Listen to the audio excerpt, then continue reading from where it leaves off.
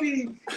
It's funny you say that. I got to ask that. So, like when you look at your career, right, you don't really stay in one place too long. And my assumption is, just as a fan, is that you knew what your value was. You weren't going to let promoters and bookers take advantage of you. So you weren't going to be told what to do. And that's really a great question. Is I want to ask you, how do you transition to that? Because now it's like, hey, guess what? If you're going to stay at UPS, you got to listen to what people got to say to you, right?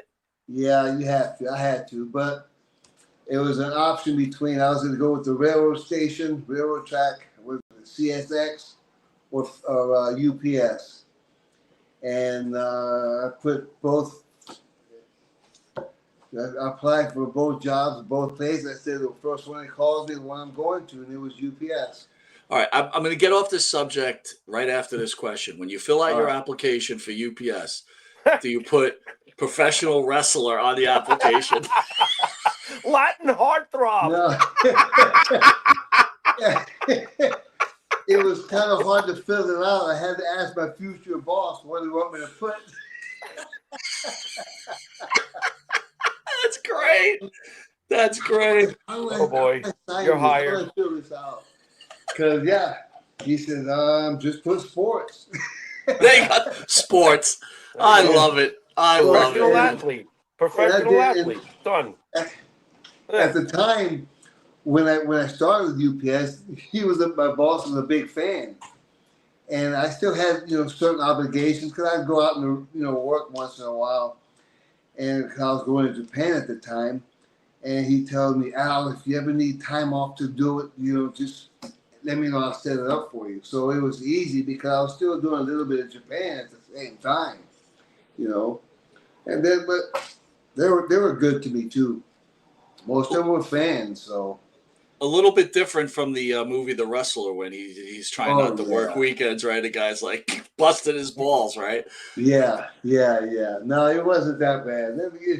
Maybe they were afraid of me. I don't know. I think that might have been it too.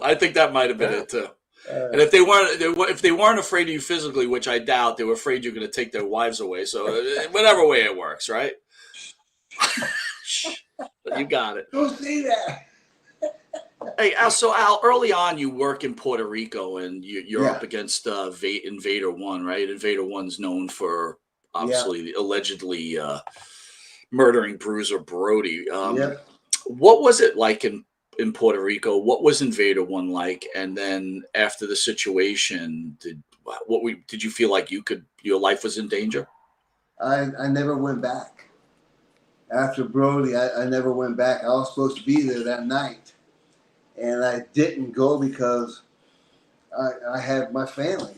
And I believe it was, I think it was one of the holidays that I always get together with my family, and they all knew it.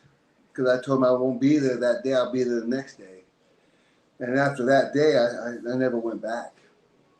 Vader had an issue, I'm going to say a short man complex, because he was their bad guy, good guy, Carlos Colon was a good guy. And anytime they needed anything done, they'd send Jose Gonzalez to do it, But, bro, that was a shame. Guy should have never got away with that. Would you say that's the greatest miscarriage of justice you've ever experienced in the time in the business? Because it seems quite clear. I know allegedly this, that, and the other thing, but it seems quite clear that he murdered Frank in that shower. So yes, he did. They said for the trial he lost like 25, 30 pounds, and he just had a newborn baby, and he went to court with the baby. He said, "Oh, Brody's so big and me so small, and my baby." Yeah. If they would have tried him anywhere in the United States, he'd have been found guilty for sure. Did this change how you looked at the business? Giving more respect to the people out there, because especially nowadays, things are so crazy. It's like life doesn't matter to people anymore. Apparently not. It's just weird, but it's always been it's a high risk business, mostly because of the fans. You don't expect that from your promoter. You know, you never expect that from your promoter and stuff. Like I said earlier, I was in Puerto Rico. I was attacked by umbrellas, throwing batteries at car. I mean, trying to flip your car over and stuff on the way out of the building. You expect that from the fans, you know, because they're hardcore fans. But you don't expect that from your co-workers and your boss, you know. Al, I'm gonna ask you a couple of tough questions, and again, it's only speculative or your thoughts, right? We've had a few wrestlers on. Obviously, everybody was dead set against what happened, and they were hurt by it. But some wrestlers felt that Brody, his attitude, may have fostered that issue. What were your thoughts about that? No, no. Brody had just gotten a part of the company. He owned, I think, a percentage of it. So he felt like he had say so in what went on. And Jose was not going to give him any kind of kudos to it. I think it was, what's his name, Victor Javica was the main guy. And then Victor Quinones sold Brody his portion of the company. So Brody went in there with, I have my company too. And I'm not going to do this. We're going to do this and that and that. And Jose didn't want no part of it. Matter of fact, I'm going to say this, like Carlos didn't want any part of it either. That's why they sent Jose Gonzalez into it to take care of it. He went farther than what I think, than what Carlos expected, but they expected him to do something like that. I'm sure of it. So that was my next question to you. You believe that Colon didn't want to be involved personally, but he knew if he initiated it, he would get the result he was looking for.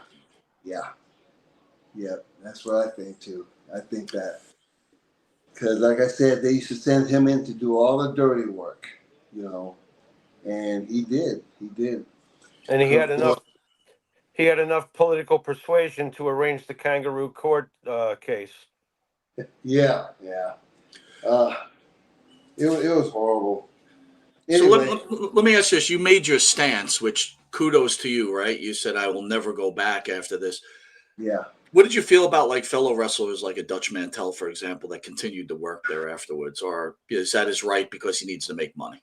Yeah. Well, he still has to make a living. He knows what happened there because Brody was one of us.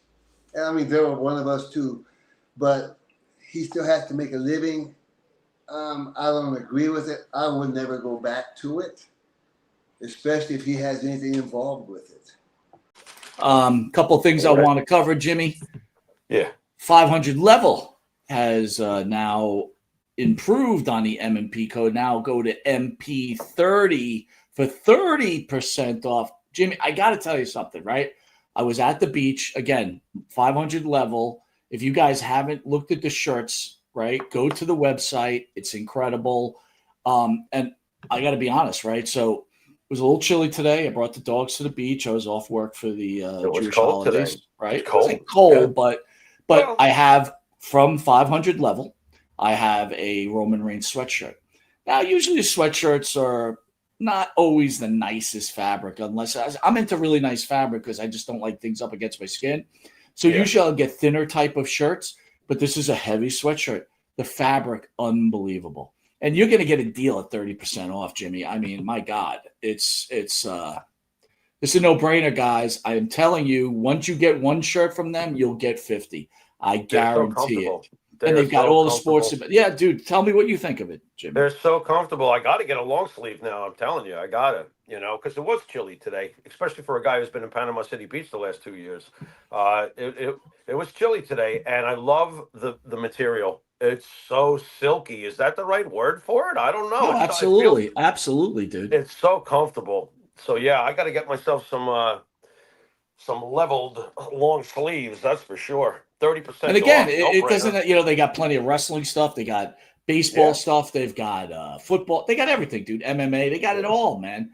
And I'm telling you, it's very high quality. Again, 500 level code MP30, 30% off. So if a Nice. T-shirt costs you $20, That's what's huge. 30% off on $20, dude? It's enough. 10 plus another 20% tacked on top. Not much. It's a steal. It's a steal. I agree. I want to remind everybody too, the Monte The Pharaoh show, hit the QR code, be willing to check out our shows on YouTube, where we got almost 24,000 subscribers. Go to our Facebook page where we're approaching 27,000 subscribers. And again, if you feel like donating to the show, please go to the Monte The Pharaoh webpage, hit donate. Helps us bring in more guests. Trying to entertain Jim. We've got the big event coming up, so a lot of good stuff happening right now.